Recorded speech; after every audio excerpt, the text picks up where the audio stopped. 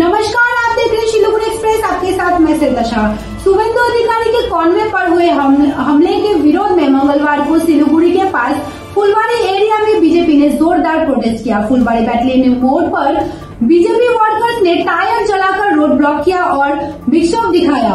इस प्रोटेस्ट का नेतृत्व डाबग्राम फुलबाड़ी की एमएलए शिखा चटर्जी ने किया। उनका कहना है कि शुभेंदु अधिकारी पर ये एक प्लान्ड अटैक था और इसमें जो भी दोषी है उनको तुरंत अरेस्ट किया जाना चाहिए।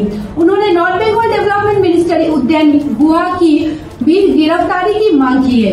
प्रोटेस्ट के कारण कुछ देर तक ट्रैफिक डिस्टर्ब हुआ। बाद में पुलिस फोर्स साइट पर पहुंची और प्रोटेस्ट से बात की और रोड ब्लॉकेज को हटाया। इंसिडेंट के बाद एरिया में हल्का तनाव था, लेकिन पुलिस के मुताबिक अब सिचुएशन नॉर्मल है।